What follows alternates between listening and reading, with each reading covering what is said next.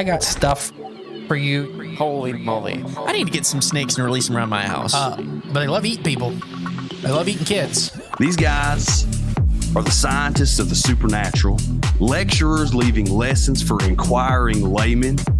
They are applying the scientific method to a world that baffles science. They are the cryptids of the corn. Every day that you open your mouth, I know, right? I'm more convinced that you're abducted by aliens. No. And it just stood up. I mean, it just like kept going and going. And she goes, what the? These are idiots. I was laughing reading this because I already knew how you would feel. Idiot. What part of the story fits your balloon? Well, This isn't a UFO. But who else has big black wings and red eyes? Batman. Well, Mothman. Oh, yeah, Mothman. Well, everyone, I think we know exactly what it is. So say it all with me. It was the sandhill crane. Would you try it? No. You wouldn't eat it? No. Why? Because they're probably toxic. There'd be a lot of poop in my pants. I've seen a 6-foot alligator go swinging through the air and slam into a tree. Welcome back to Cryptids of the Corn podcast. Woohoo! I am the great and powerful Mr. E. And I am JClone71. And one of us only tells the truth. And one of us has been drinking vodka since 2. Ain't that the truth? No, I'm fine. It's just incredibly hot outside. It's a boiler today. Like watching the rain form 10 feet above your head because it's literally so humid. No water can It's quite magical. go up into the sky. No, it's just one of those things. We have a little promotional thing we're gonna do for you, and just some general conference update and stuff like that. Do you want to start?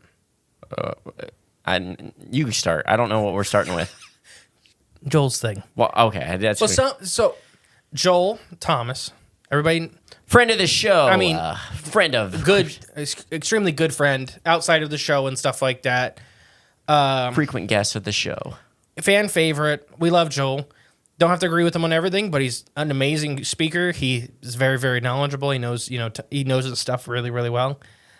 He's got a special announcement, which is Joel is dropping his brand new podcast, Free the Rabbits. Holy moly. I seen you eyeballing. I was like, what is he doing? I was trying to figure it because the little words are so tiny. How deep down the rabbit hole have you gone? Do you currently reside there?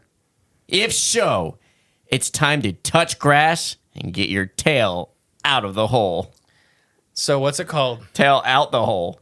Free the Rabbits. Free the Rabbits, yeah. Joel's new podcast. Yep. I'm looking forward to it. It's been a while since he's had a steady, since I've had a steady dose of Joel weekly, so. Friday, June 21st is the first episode comes out. Make sure you check it out. Support Joel. Leave him 5-star reviews and all that fun stuff. Yes. I mean, Joel's been working on this since easily last winter, fall. Yeah.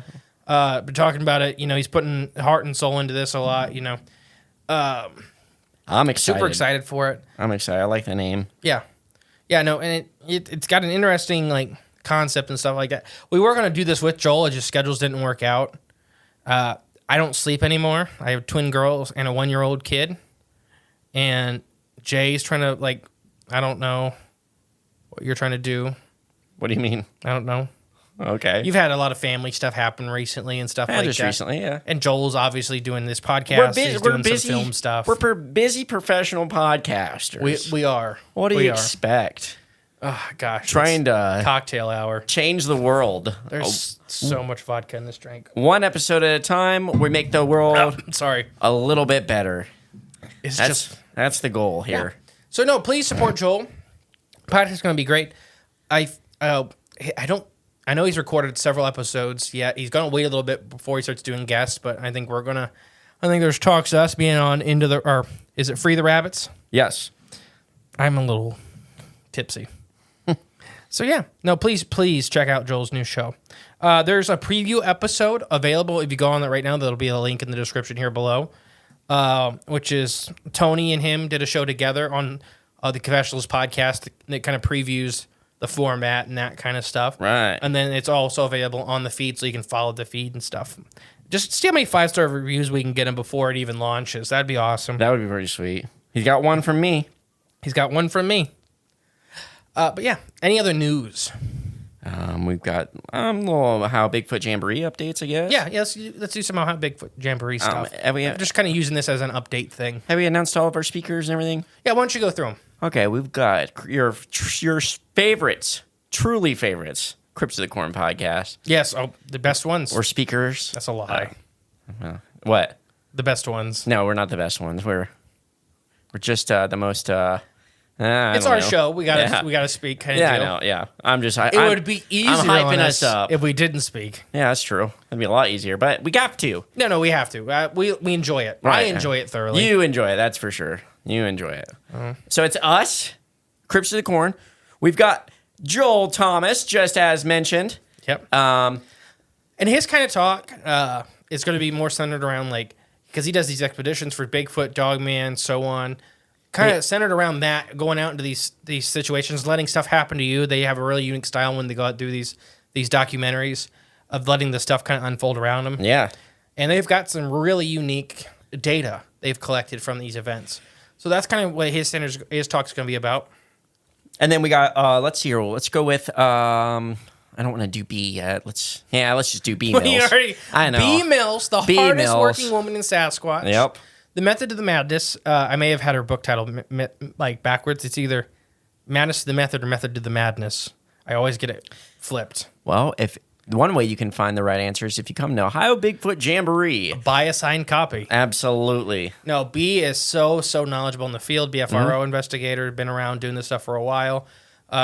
Generally an amazing person, and she also runs the biggest Bigfoot conference in the world. Which we're speaking at.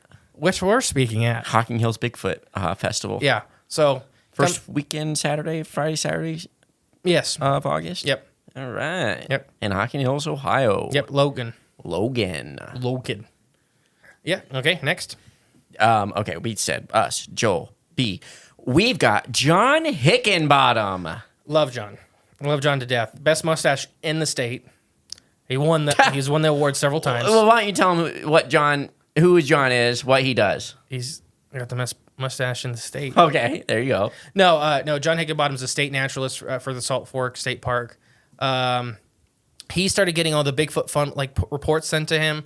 He's got a lot of knowledge about Salt Fork, the area, which is probably Salt Fork and Hocking are two hot spots for Bigfoot in Ohio. Both locations.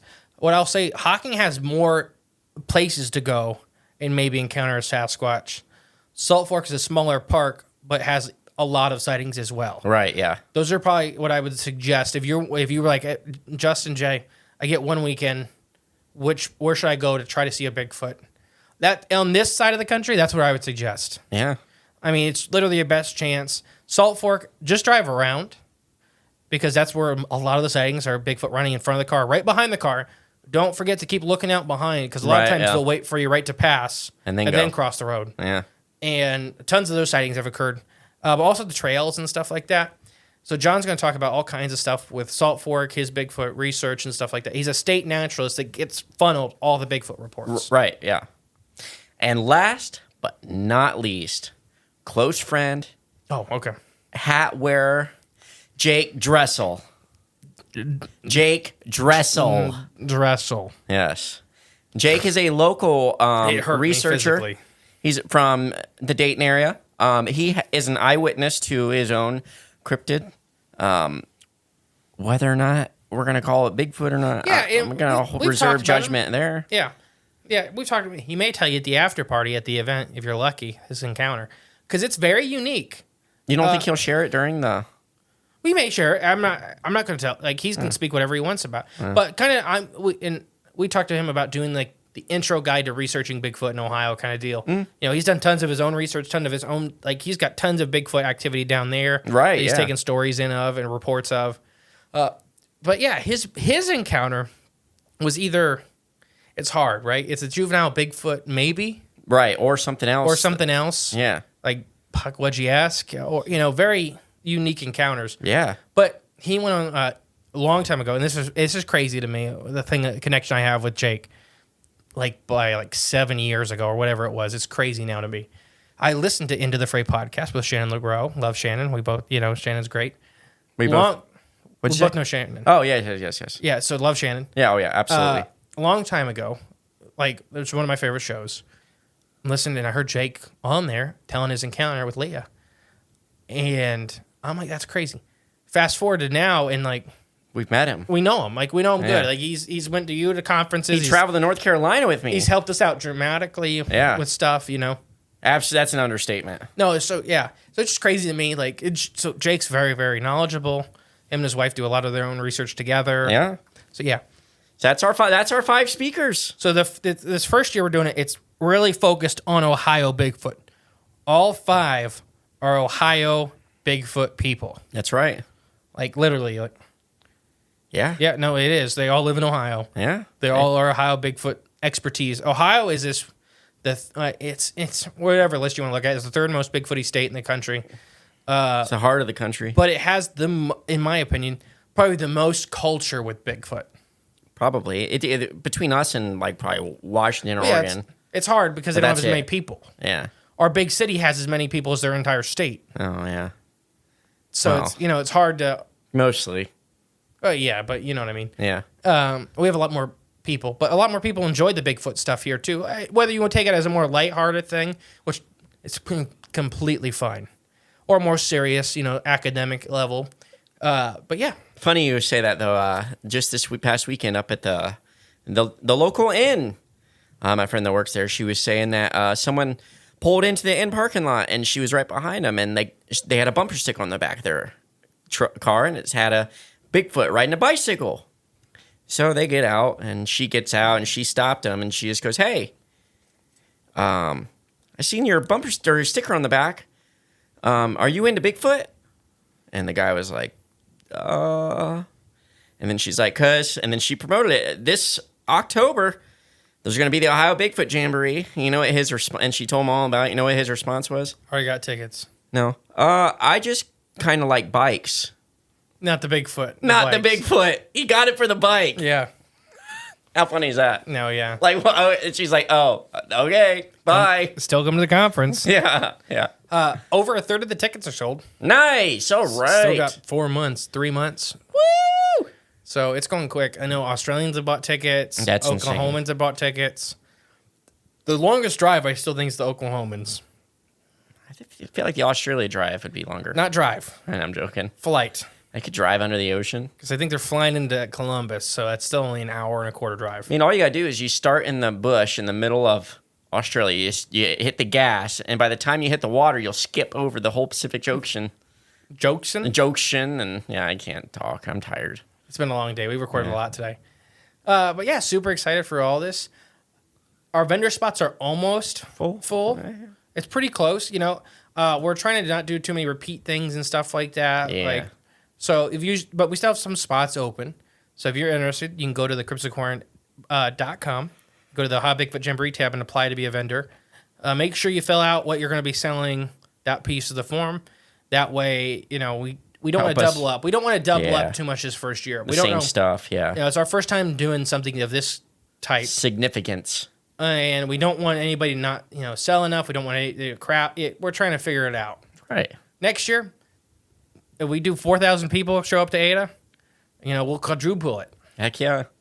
Which I think there's already 1,000 people on the Facebook that said they're going. Or interested. Well, yeah, interested going, that kind of thing.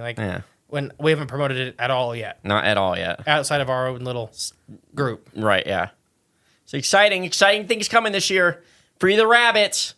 Ohio Bigfoot Jamboree. That's right. I have been the great and powerful Mystery. I've been Jake Clone 71. We'll catch you next week, guys. Bye. Hey guys, thank you for listening to Cryptids the Corn podcast. Remember, the best way to support the show is share it with a friend. But if you are craving more of the J clones and more from Mr. E, there's always extra content on Patreon and our paid member space on cryptidsofthecorn.com. We'll catch you next time with more exciting, fun, and informative information. Bye. Bye.